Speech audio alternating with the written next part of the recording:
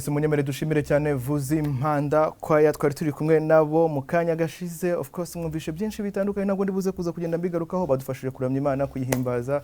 And then wowe ukicaye imbere ya televiziyo yawe ndagira nkubwire ngo ubu sasa rero noneho just ugiye kwinjira mu mwanya w'igitaramo by the way cy'uyu munsi wa none. Ngira ngo kubantu dukurikirana 5 kuri 5 murabizi neza ko twe dufite umutumire umwe, ntabwo dufite Vuzi Impanda gusa, dufite n'irindi tsinda rigari rikomeye, ariko umwihariko ni iry'abasore gusa by the way, and then nta mukobwa ndabonamo kugeza kuri isaha.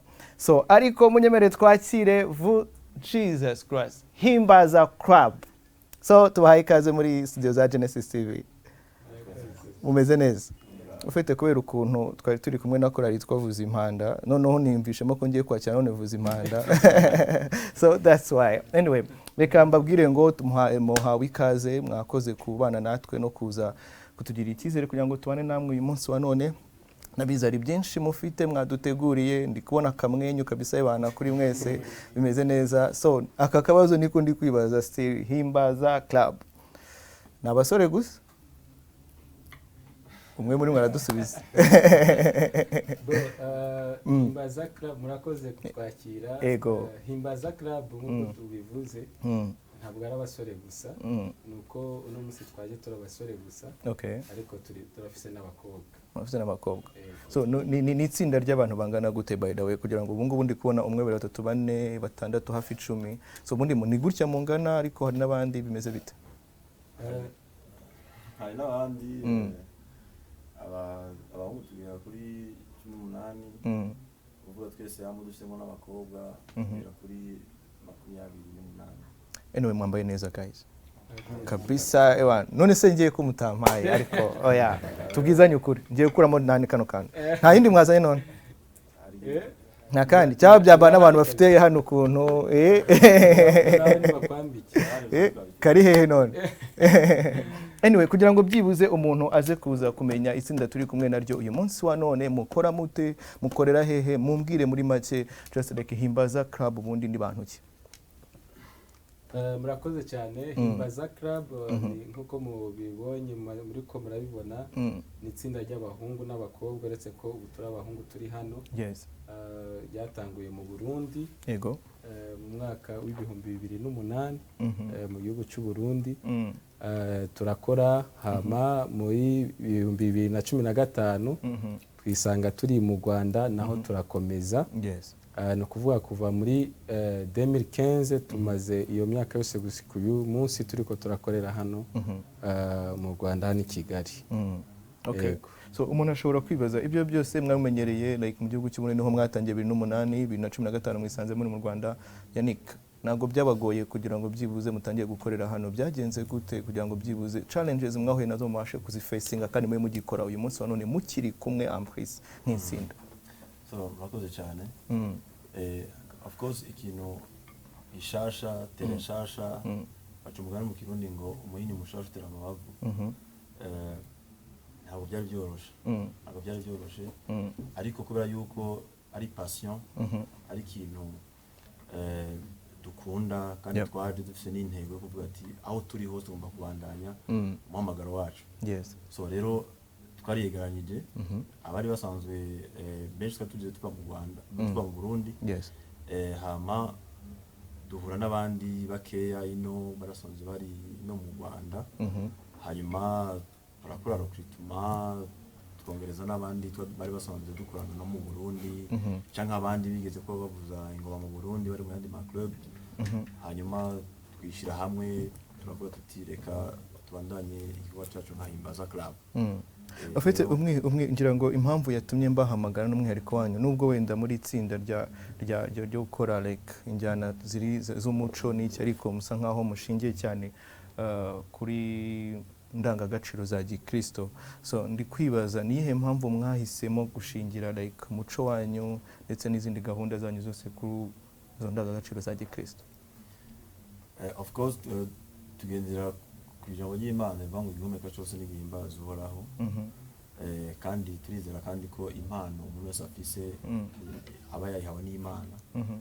Kandi turizera yuko ikintu cyose ubishyize mu Imana kigera kure.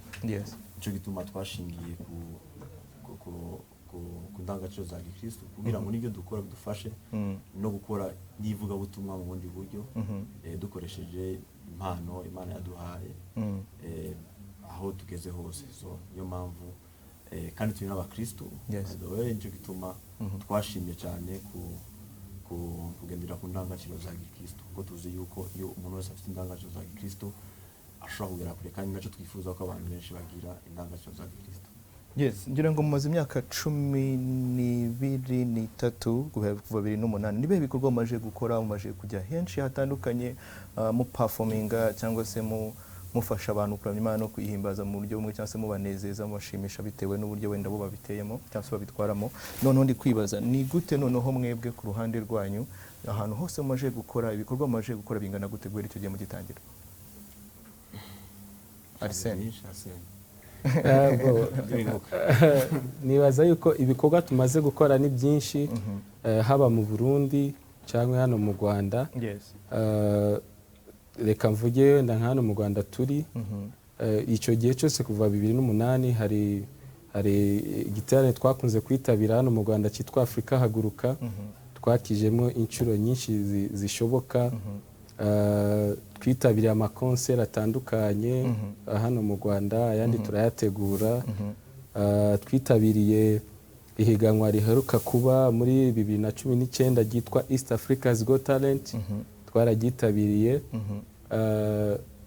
Ndumva ni ibikorwa byinshi twagiye dukora zose za Africa Harvest twitabiriyemo, amakonseri twakoranye na za Heaven Melodies, za Overflow twakozemo, hari izo twakoranye na Beautiful Ashes kera. Hari amanuze event atandukanye, conference twagiye East Africa's Expo zabere muri Convention Center muri 2019. Ni ibikorwa byinshi twagiye turakora hano mu Rwanda bitandukanye, n'indirimbo twagiye turakora, harimo indirimbo yitwa Imbaraga twakoranye nabo twajanye muri East Africa's Got Talent. Donc duhamagara abandi gushira hamwe, tugashira imbaraga hamwe. Donc iyo ndirimbo tugakorana n'intayoberana. So hari ibikorwa byinshi twagiye turakora cyane, kandi tugikomeza no gukora. Mugiye kumfasha kuri kano kantu, nubwo ndabizi neza ko abakaraza cyangwa se abavuzi b'ingoma cyane cyane iyo zitari hafi ewana ntago muhumeka, ariko none mugiye kumfasha nagakorase kamwe uko umwuka w'Imana ari bubafashe cyangwa ari bubayobore konyine amasegonda 30 cyangwa se umunota umwe, ubundi ababwira icyo tugiye gukora mu kanya gakurikiraho. Umwanya no wanyu. Ninde watuza kuhimbaza Imana, imirimo yako ziratangaje. Ninde watubuza kuhimbaza Imana, imirimo yako ziratangaje. Kuko yatubuza nanjye singifuye, yatsinze urugamba nanjye nzatsinda. Kuko atagipfuye nanjye singifuye, yatsinze urugamba nanjye nzatsinda. Yes, barakoze cyane cyane. Turi kumwe na Himbaza Club uyu munsi wa none, ngira ngo mumvishe byinshi bitandukanye, bitabira ibitaramo bitandukanye byinshi nkuko bamwe mu bakurikirana 5 kuri 5 mwagiye mubibona kuva 2008 kugeza uyu munsi wa none. Batubwiye byinshi, ariko ngira ngo ukeneye kugira icyo wababaza cyangwa se kugira uruhare mu kiganiro cyacu cy'uyu munsi wa none, mwibutse ko ari ijambo rimwe Genesis TV Rwanda kuri Instagram, Facebook ndetse no kuri Twitter, cyangwa se ukohereza ubutumwa kuri nimero iri kuri screen yawe, turaza kuza kubusoma nta kibazo. And then munyemerere kino kibazo Himbaza, mnibaze ofete mwitabiriye irushanwa nkuko mubivuze rya East African Got Talent, and then muryitabiriye nka bamwe mu banyarwanda bari bahari, muragenda muhanagarira n'u Rwanda neza, mugera kure. And then ngira ngo mwari hafi muri 4 cyangwa 3 bahagarariye u Rwanda bageze ku munota wa nyuma. So ntatekereza ngo mwatangiriye mu Burundi 2008 and then n'abandi bantu bose ndetse niyo case igeze kuvukaho gatoya ngira ngo wenda mu bihugu cy'u Burundi aho byasaga nkaho bitari kumvikana neza ukuntu just like abantu bashobora kuba barimo barakoresha umuco w'u Burundi cyangwa se ibintu runaka and then bakabikoresha kandi bahagarariye u Rwanda. Ibyo bintu kuki nihe challenges mwahuye nayo muri icyo gihe muri East African Got Talent? Ndagira ngo munsangize gatoya ku rugendo rwanyu hariya muri Arusha. East Africa's Got Talent ni irushanwa ryari kuri standard yo hejuru. Yes. Byadusabye imyiteguro myinshi, bidusaba gukora cyane kugira ngo dushobore bashobora kuduhitamo kugira ngo tuje muri iriya rushanwa. Yes. Rero harabaye icyo bita ama preselection, baza mu Rwanda baraba ingendo dukora, turarungika ama video, twaraplayinze nkuko abandi bose baplayinga, participa muri nuze runaka, kuko ama condition basaba twari tuyujuje. Yego. Turavuga tuti pourquoi pas reka dushobore tugerageze amahirwe natwe twaplayinge, turabe ko dushobora kugira amahirwe yo participa muri ico gikorwa. Okay. Rero mu ma condition yari arimo byari ibihugu bine bigomba participa muri ya rushanwa: u Rwanda, Tanzania, Uganda na Kenya. So rero muri ico gihe kandi uvuga abantu bose bafise ibyo bagomba kwerekana bagomba kuba bari base muri ibyo bihugu. Yes. Bihuye n'amategeko donc muri legally bari base muri ibyo bihugu bine. So natwe rero ko turi base mu Rwanda, kuvuga ama legalement amanuze twari tuyafise ama condition. Rero ivyo biravamo hatangura rero bagenda amajonjora n'ibiki, mu nyuma baza kutubwira ko twashoboye kuba selected, mwaza shobora kuja guhiganwa hariya. Okay. Rero dutangura imyitozo rero turakora hano, baraza hano kandi basura kandi bagira kandi yandi majonjora twe tudahari iki. Nyuma rero tumaze kuja hariya ntabwo byari byoroshe kuko twage twisanga ko twagombaga guparticipa turi abantu 10. Yes. Ariko ugasanga kubera ikibazo cy'impapuro n'ibiki, abakinyi bacu babiri barabura. Yego. Biba ngomba ko batagenda ku munota wa nyuma. Rero biraduchallenginga ko twatumaze gutegurana twese equipe yuzuye, hanyuma ko twagera hariya niko twakora kandi ama-entraînement cyangwa imyitozo. So rero avec n'ibyavutse rero ni ibintu kumbure bamwe babihuje na politique, kure ko babonye kumbure peut-être u Burundi butari buri eligible ku participer muri januze muri ya competition. Hanyuma kandi akabona kandi abarundi kandi bagiye guparticipa muri ya nuze, ariko ibiba biri nyuma behind the scene ntabyo baba bazi nabo bazi ingene kugira umuntu agere hariya ico bimusaba. Donc ama condition n'ibiki, donc abantu byo ntajyo baba bitayeho.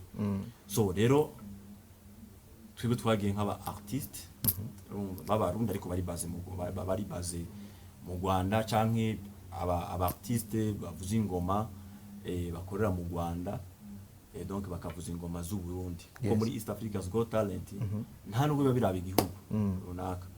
Nukuvuga shobora kuja hariya nkarimba indirimbo ya Jackson, nkashobora kuja hariya nkatamba umuco wa Tanzania. Ifa kuba gusa bitala berekana. True. So rero bya twafexe muri competition yacu, kuko byadusaba kumanaginga stress n'imyitozo no kwikoncentra kuri competition tugiyemwo.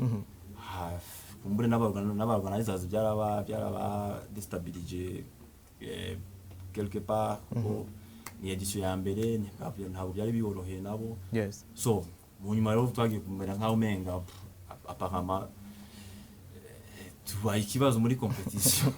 Yes. Ariko Imana yadufashije kuko twebwe intego yacu twarigezeko. Okay.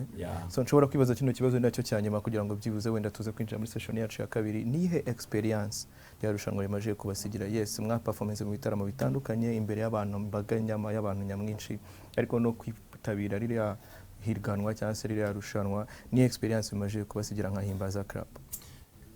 Experience twashoboye kuvana hariya nuko nabivuze kare, competition yari ku rwego hejuru. Yes. Kandi nibaza ko nubwo twakuze mu teramo byinshi ariko yari inuze ya mbere challenge ya mbere kuko deja twari limité kuri nombre uvuga twagomba gukora ikintu mu mwanya muto kandi ciza kandi tutarenza umwanya baduhaye kuvuga yeso dufite iminota 2 n'igice gusa yo kupresentanya kuvuga kugera kuri scene no kuhava tukoresha iminota 2 kuvuga byatugiye hari urundi rwego byatugejejeho kuko twitoza amasaha menshi kugira duperforming iminota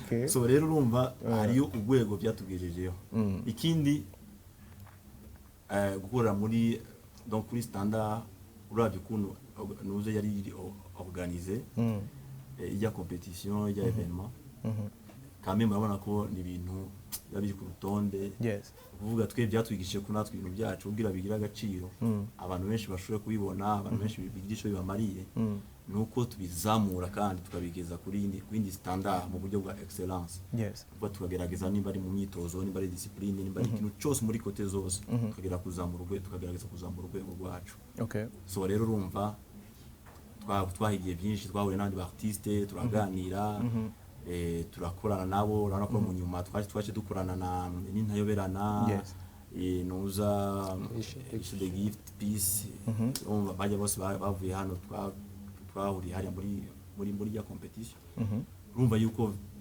twakuye ikintu kinini bica bituma nabo nyene dushobora kuja hamwe tugakorana nk'abartiste kugira tugire ikintu gifadika kizima tanga nk'uko bavuga ati l'union fait la force. Thank you so much munyemere dushimire cyane Himbaza Club nibo turi kumwe nabo uyu munsi wa none. Nyemerera just twongere just like tubabwire ngo ntimujye kure ya televiziyo zanyu. Turagaruka mu kanya tugiye kwakira just akantu gatoya tuza twumva byinshi bitandukanye baduhishiye byinshi ari imikino myinshi baduteguriye. Ndabizi nawe ubakunda uri imbere ya televiziyo yawe uraza kuza kunogerwa na gahunda yacu uyu munsi wa none. Turagaruka mu kanya.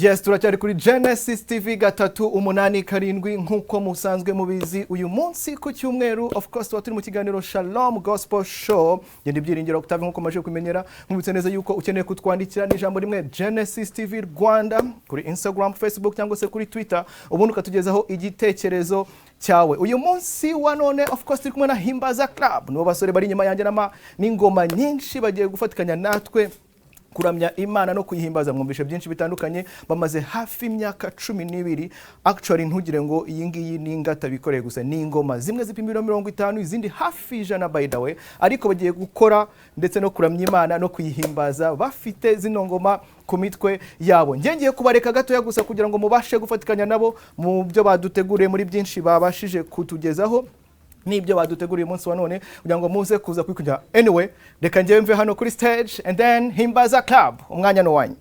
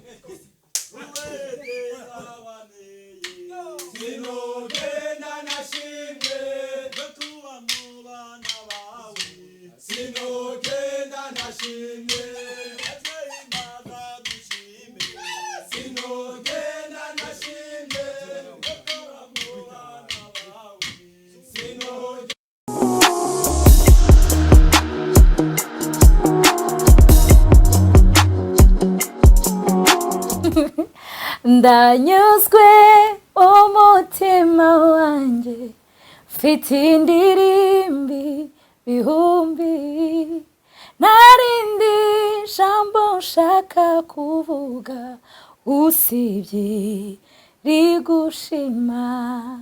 Nitwara Ngahongayire nkaba ndi umuramyi uhimbaza kandi nkaramya n'Imana. Nkunda gukurikirana ikiganiro Shalom Gospel Show kuri Genesis 387 kuri Canal Plus. Mva nkubwiza ukuri. Ahandi wakuri ibiganiro byiza usibye handi kuri Genesis TV. Ndanyuzwe. Yes, munyamere dushimire cyane Himbaza Club bamaje kudukinira, bamaje kudufasha kuranya Imana no kwihimbaza muri kano kanya. Ndibaza ko wowe mukunzi wa Himbaza Club, wowe mukunzi w'umuco just wa Afrika cyangwa se mu njyana ya Kirundi, harimo n'akanyarwanda bajya bari indirimbo nyinshi zitandukanye, ndatekereza neza yuko wabashije kwishimira ibyo bakoze ndetse kugufasha no kuranya Imana no kwihimbaza muri kano kanya kanone. Anyway guys, thank you so much, mwakoze cyane cyane cyane, kwa kundi bajya bagira gucya gusa tu respect. Anyway, nunashaka kwibaza kano kabazo. Twabonye byinshi bitandukanye, umuntu kwikorera ingoma iri hano yankanze bro. Iyi ni biro bingahe by the way? 50. Niyo nini irimo hano? Nini irimo hano. Bro, pimiro bingahe? 75. 47. 47. Yo apimiro bingahe? 72. Okay. Akabasha kujyana ingoma kuri yatu arimo arayivugirizaho. Nuvuga iyo ngoma ayisumbira 20 na. 20. Okay, kugira ngo byibuze umuntu abashe kugera nyine kumenya kumanaging ingoma ku mutwe, kumenya aho uri buze gukubita umurishyo, kumenya ukuntu uri buze kwitwara kandi ntigwe ntudandabirane, bifata igihe kingana iki kugira ngo umuntu abyiga bimenye? Ça dépend umuntu iyo ubundi ni byiza kwita mu kiri muto. Okay. Umuntu bitanguye kuze ugateba kubimenya ukibambirwa. Okay. Bashobora ariko uri kuko bifata umwanya, iyo ari umwana muto yakora abikunda. Bigenda bimujamo, rero umaze gukomera birabo ku myaka 10 n'ingahe. Yes. Kutumara kwiga kwikorera ingoma ku mutwe. Rero umva bivana n'ingene umuntu afata n'ingoga. Na ubwo kimwe hariyo kugira nuze equilibre. Yes. Akaboka na endurance no mwanya ushobora kwimarana ku mutwe. Yes. Hari ingoma ishaka kubiremereye na ya endurance kabura. Okay. Ugasanga ushobora ugiye gutambuka gutya igashuka gashugere. Kuduza ukuguru bikanga. Okay. Kubera ko hari gihe ushobora kubutarametriza utaragira equilibre, ushobora kubalancinga. N'ikindi gihe ushobora kuba ufite equilibre ariko utarakomera, utagira endurance. Yeah, sure. Ingoma iremereye bigaca bikunanira kugira kugarda ya equilibre. Rero bisaba umwanya bitewe n'umuntu, katwe twage tubimenya tutabizi ko twari tukiri bato. Yes. Twage twisanga nyine ugendera uragira ama entraînement bigenda biraza. Ariko nka benshi tubona biga hari nawe bifata umwaka akwa yiga ku mutwe. Yes. Hari nabiga ingoma akamenya ibindi byose byo hasi ku mutwe bikanga kabisa. Agahita anabiheba. So ndimo ndibaza kino kibazo ugiye kudufasha, ugenda udukorera presentation buri muntu wese. Yes, muri tsinda rigari ririmo abantu ariko ndashaka abantu bari aha ngaha, uyu nguyu yitwa gutya, umwihariko we n'uyu nguyu, and then kugira ngo byibuze tunayimenye. Twagiye tubona abantu bakora utuntu dutandukanye, just the trick tugiye dutandukanye kandi bose badakora ibintu bimwe by the way. So uragenda just wowe du present buri muntu wese amazina ye n'umwihariko ye. Twagiye reka tubere kuri iriya ya kibamba hariya. Mbonye ari untunze intoki wagira ngo uhera kuri oya we Okay, reka nguhe umwanya. Sawa. Turabwiye yikorera tumenye post tuguye. Bintwaye. Ase wayizanye ubundi. Yimenari bi bro. Turayiguha. Ko atinye kuyimasa. Turayiguha. Anyway, twagiye. Uyitwa Bahizi Prosper. Prosper, yes. Iriya ngoma ijya umwihariko wiyo. Yego. Ingoma ziremereye. Niwe muziha. Iyo udashaka gupfa. Apfe wenyine. Okay. Rero ingoma ziremereye kenshi uzosanga ebana ari imbere. Ni za Prosper. Okay. Uvuga ebana atari kuri iriya ngoma. Abari kurikurikira ni gutya. Nashobora kurenga. Oya. Okay. Ariyo bava bagira ibibazo. Uyu ni Arsene. Ndi kumbana nawe. Umwihariko wiwe akora afite ariyo ingoma zifite amaparti ari ibishikizo ari amashako.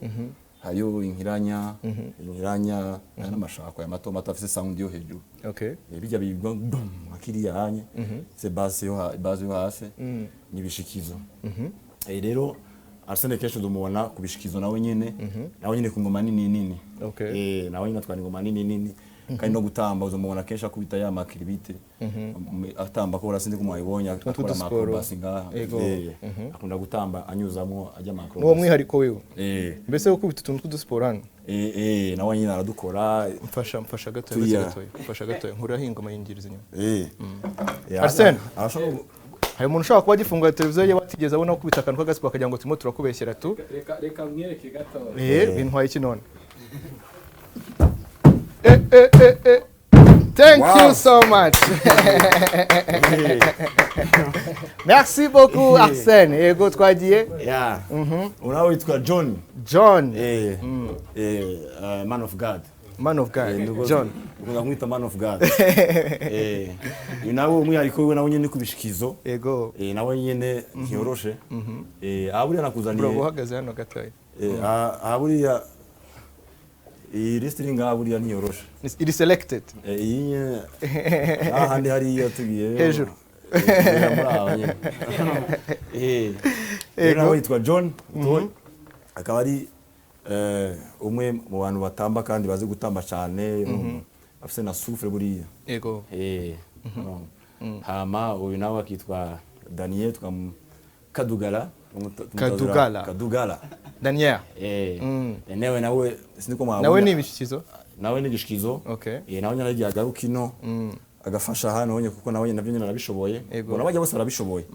Ariko bari foro cyane hariya gusumba ahanye. Okay. Ninagira nganda babwira impamvu. Uyu Ese kugira ngo byorohe abantu bashe kubatandukanya ibishikizo aha bahita gute? Amashako. Bashaka kudukubita nk'akantu k'akapera gatoya. Gato cyane amasegonda 30 yonyine. Bonyine batari kumwe n'abandi birakunda? Amashako. Oya ibishikizo byonyine. Okay. Amasegonda 30. 1 2 3 we go.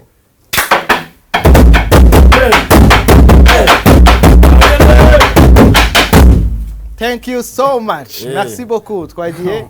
So, rero abanyu aho batambye ari babiri. Ego. Bari kumwe. Batambye ari babiri ukabona ko barajana neza, ebana umutwe n'iginyo byose bana. Ego. Authentique. Uyu nawe yitwa Trésor. Cyangwa mwita Très original. Uyu rero ebana umwihariko wiwe arabyina cyangwa gatera. Gutera indirimbo. Okay. Bukirundi bita kubyina no gutamba. Kunyabana ni gutamba. Ariko twe kubyina indirimbo zose zijyanye n'umuco za gakondo barazibyina baziririmba. Okay. Indirimbo baririmba moderne. Indirimbo za gakondo barazibyina. Hamabije cyo kubyina mu Kinyarwanda bita kubyina twe tubyita gutamba. Yego. Okay. Gutamba kadiho ibintu nk'ibyo. Rero uyu Trésor twagiye gatoya tu. Kubisa kuri Himbaza yacu marama nkama natwe twahagaze ni Trésor original.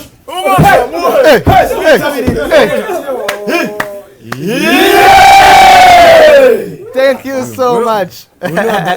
Niwe yatsa umuriro. Abaha morale akantu nkako gato. Morale ebana agahapiriza natwe twinjira mu mwuka. Okay. Ubu rero yitwa ebana nawe yitwa Daniel Ngolo Kante. Uyu rero ebana uyu unye ari forosha nano hantu. uyu abuze hano uvuga izi ngoma izi aya mashako izo zihari ritme ziriya anya uvuga zigiye gakeya turasinzira hariya bongreje ritme natwe bana turazanzamuka ko niyo ifite sound ibiri hejuru ifite sound iri hejuru nibo baduha ritme nimba ingoma zigomba kugenda zirukanga cyangwa zigenda gahoro aba nibo baduha ritme iyo dushaka ingoma zisinzira zikavuga ziri hasi nabanye abasubare runini cyane kugira ngo ingoma ziryohe iyo tuko turavuza ingoma tunatamba cyangwa uriya munakora tamba kugira tambe yihuta nuko agendera kuri ritme yizinga kuri ritme iyo ngiyo ya sino ashobora gutamba agana muri rantme ngari muri slow motion slow motion iyo abakagenda gato buke ariko bashaka umusaza uri bahita bongereza nabo nibo bahereza nyine ritme mugomba kugenderaho mwese ritme yihuta cyangwa yikwega cyangwa ingoma zikavuga cyane cyangwa zikagabanuka no kuvuga aba nibo badutwara hama kwitwa Kavambo Didier uro mwariko wiwe nawe nyine nakumashako ikindi gusimba ngo ashaka gusimba kuza amaguru hano wiye projecteur abikorera oya aho ngo datinye anyway it's okay twagiye uyu uzosanga kenshi ntacyo bintwaye uyu uzosanga kenshi nurira no ku ntebe nkamanika ukuboko urakundi ya nkurira kandi no ku ntebe nkamanika ukuboko gasimba akagizaho amaguru bro aho bashobora kugira example bapige kakitu hapa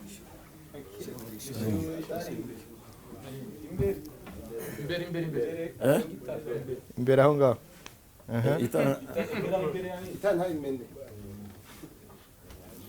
wamwe ngo wamwitande harya Kavambo Didier Kavambo namuona osa yanaharengeje by the way hari fata intebe nkazamuka nkamukorera hano hano kuna reya aya ni ariko agera hari kandi abona ko asamenga ni munini guke ariko ariterura akazamuka agera hari ariko bisaba imyitozo myinshi so ubona kitwa Mugisha Olivier Mugisha Chaneka boss yes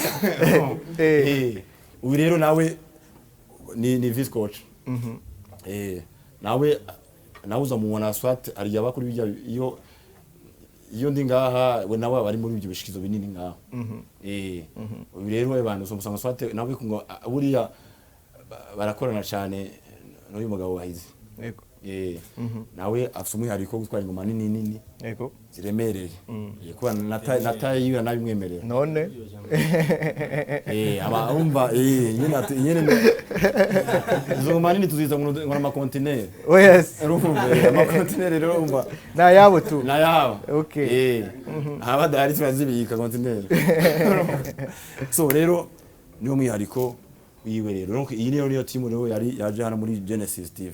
Thank you so much. Itange yes mwakoze cyane nashakaga kumva no kuri tuno tugoma dutoya sound yatukuntu bimeze ariko ntago biri bukunde nta kibazo kwa ko n'umwanya uri muragenda usa nkaho ujya kure gatoya kandi kujya mbare kure namwe ndabizuma mufite gahunda nyinshi kandi zitandukanye nagiye mbona ubutumwa bwinshi bw'abantu barimo bagenda bandika batubwira utuntu twinshi ariko ndaza kubusomanya nyuma so umuntu ashobora kwibaza umuntu akeneye kuba yakorana namwe akeneye kuba wenda yabatumira mu bitaramo bitandukanye cyangwa akeneye kubakurikirana cyangwa akeneye indi support ashobora kuba yabaha mu buryo bumwe cyangwa ubundi yababona gute yabasanga hehe mwakorana gute Yanika dukorera imitozo yacu mu Gatenga kuri aho bakunze kwita kwa Carlos Centre de Jeunes Don Bosco niyo dukora imitozo hanyuma tukaba dufite n'ama social media réseaux sociaux social media ama page ya Facebook hakabaho na YouTube ngira ngo iriho nayo nyene aranavuga ku buryo ashobora kudukontakta ashobora guca kuri bakatwandikira kuri Facebook kuri Instagram ya club Himbaza hakabaho na email himbazaclub@gmail.com bakatwandikira cyangwa bagahamagara kuri 078 500 521 cyangwa 078 94 29 054 no kuvuga cyangwa bakadusanga aho dukorera kuri n'uzu tukagira na office Kimironko Kimironko impande ya Kepler KG20 naho nyene niyo dufise office bashobora no kudusangaho aho hose badukeneye ntibashobora gutubura banyuze muri izo nzira zose. Hanyuma ku muntu wifuza kuba ya joininga team bigenda bite kugira ngo wenda hari nk'umubyeyi ushobora gusanga akunda kubabona murimo murakaraza cyangwa se muravuza ingoma akifuza ko wenda umwana we ashobora cyangwa se n'umwana bikunze kugira ngo byibuze wenda umuntu joininga team yanyu bisaba iki bigenda gute? Ubundi twebwe izo nze tubavuze bashobora kudukontakta kamera mbere kwanza bashobora kuja kuri Facebook cyangwa Instagram bakandika message bagatanga icifuzo turabwira ico bisaba ari nk'abana bashaka kwiga kuko turagira lancement turaje n'ibihe ngene bimeze iyo ari nk'igihe ca vacances tukavuga tuti abana bari mu biruhuko bafite umwanya tugahamagara tukagira appel tukavuga tuti nibaze bige abafite abavyeyi bazana abana muri Himbaza Club bige nico gituma ari vyiza ko nimba ari mwadukurikira bashobora ku likinga kuri ku ma social media yacu Facebook na Instagram kugira ngo ama communique bitanga bayabone ngiduhamagaje abana nko mu biruhuko babone ayo ma communique bakaza bakiga nabo sino umwe ari kwacu aho cyane twe dukunda surtout kwigisha n'abana abakuze nabo ubukuze nawe yandika ibaruwa akandikira coordinator club hanyuma agasaba si ari usanzwe abikora cyangwa yigeze kubikora yandika ibaruwa tukamubwira ibisabwa tukamubwira les conditions zose kugira muri Himbaza Club hanyuma abijuje bakavyiga. Yes, Yannick nyemerera mfashe muri kano kantu effect ndabizi tugeze mu mwaka usa nkaho ugiye kurangira mu kwezi kwa gatandatu nize project ejo muri minsi yashize batubwiye yuko mwakoranye indirimbo hamwe n'aba Peace ndetse n'abandi batandukanye bari bavuye muri muri East African Got Talent. Uyu munsi wa none hari project hari concert mwajyaga mutegura hari festival mugize gutegurana na The Blessing. So, uyu mwaka byimeze bite nubwo wenda harimo ama challenges covid n'ibiki ariko none ni project mwege murimbangije cyangwa se mushyize imbere uretse kubera afite ubu niyo basa naho bari batwuguruye gatoya bwa dutangura dukore uretse nk'abantu bari kwa bookinga kubwa amakwe bafise muci kugenda gutya natwe bwacu tuba dufite ama project n'ubundi twadutegereje ko ingamba basa n'abazi zisa n'izigabanutse kuko dushobora gukora hama ubundi twadutanga gukora n'ama concert atandukanye yaba mu Rwanda no hanze y'u Rwanda donc ama project yose arahari ku buryo banguza amatubona nk'uko nyene nk'uko mwadutumiye hano kuri Genesis n'abandi bazutuna ku bandi ma platform atandukanye turi mu ma event atandukanye mu gihe kiri imbere twe dusenga Imana gusa ibihe bisubire kuba normal kugira n'ama event asubire kuba kumva twe turi muri domaine ya entertainment tukaba muri domaine ya yivuga butumwa byonga byose bisaba abantu ko abantu batubona ko tujya mu bantu nimba rero Imana dufashije la situation ikasura kuba normal dufite ama projet meza kandi manini Yes, urakoze cyane Yannick. Ijambo rimwe tugana ku musozo w'ikiganiro cyacu, niba hari ubutumwa ushobora kugenera abadukurikiye abakunzi banyu muri rusange yaba ari bijyanye na Himbaza cyangwa se ikindi kintu cyari cyo cyose uko umwuka w'Imana agiye kukuyobora, so umwanya nawe ushobora gukoresha ya kamera and then ukatugezaho ubutumwa bwawe. Icyambere mbere turashimira abantu bose badukurikiranye kuri Genesis bafashe umwanya bakadukurikirana. Donc iyi ni mu masho ya mbere dukoze kuva aho baturekuriye edari ni ya mbere ni ya mbere nibazo duse kwambara uyu mwambaro kuva umwaka kuva ndumva kuva umwaka utangura twari basubire kwambara cyane hanyuma nawe ubugwaye ikintu buri nafite shoke ku mugongo ariko nageze ngaha bagira ngo waneye akantu so rero turashimira Genesis ko yaduhaye kano karyo abantu n'abantu bari badukumbuye abantu benshi batwandikira message batubwira ati bana himbaza kuba barabona dupostinga tugira iki turakeneye usande kubabona. So ndashimira Imana ko mwashoboye kudufasha bakaronka ako karyo ko gusubira basi gusogongera ku mudiho w'ingoma. Rero turabashimiye cyane, tugashimira na Genesis, hama tugashimira n'abantu bagiye badusapotinga mu bihe bitandukanye, mu bihe bya corona niki, n'imbere yaho mu surandi kuronka kajyo, hari abantu benshi baryohewe batubwira ati batwandikira bya East Africa's Got Talent, badutera intege bagira iki bivanye n'ibihe twagiye turacamo. Ariko bose turabashimira ku message, ku encouragement, ku support y'uburyo butandukanye baduhaye. Imana ikomeze kubahezagira kandi basubizaho mukuye. Amen.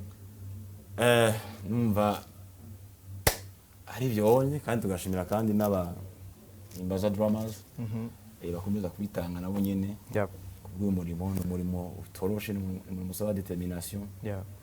Donc ariko kame murabona ko tugerageza kugenda n'abandi bamambere bicaye kuri televiziyo bakwa turaba bose turabashimira. Shalom Gaseke twari mu myitozo ejo tuzi ko turi kumwe ngaha, aragira ikibazo cyo arabwira imvune yo kuboko, nyashoboye kuza, Imana imukize kabisa, ebana imu rétablisse kugira vuba dusubire guhura nawe na Fiston nawe nyene agwaye, nawe nyine twari kubana ngaha, nawe nyene Imana imukize. Amen. Next week tukora imyitozo dutegura andi ma events ari imbere.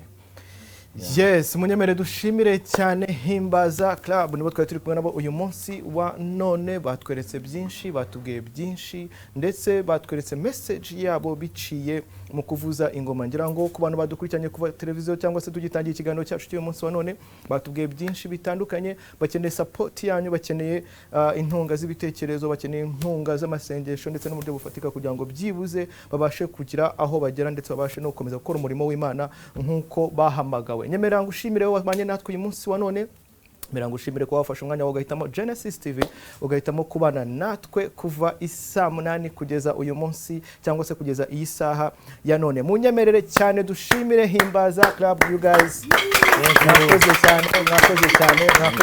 Mwakoze cyane. Babatanze umwanya wabo, babatanze like support yabo, ndetse bakemera kuza kugira ngo babane natwe, kugira ngo byibuze wowe wicaye aho ngaho kuri televiziyo yawe ubashe kwishima, ubashe kunezerwa. Niba wari unababaye, niba wari ufite n'ibibazo, byibuze gato cyane biciye mu mudiho, biciye mu kubona byibuze umuntu amwenyura kuri televiziyo, uvuga ati at least byibuze ntago ndi njyenyine, hari n'abandi bantu twatkanyije mu bibazo. So ndagira ngo mbashimire cyane, munyemerere mbabwire ngo icyumweru kizababere cyiza, kizabere icyumweru cy'umugisha. Imana izabagure muri byose, izakomeze kubana namwe, kandi ibyo muzagerageza gukora byose Imana izaba blessing cyangwa se izabaha umugisha mu buryo bwose bushoboka. Shalom yabyingira Octave nkuko bisanzwe, naho kuwa kabiri icyumweru gitaha.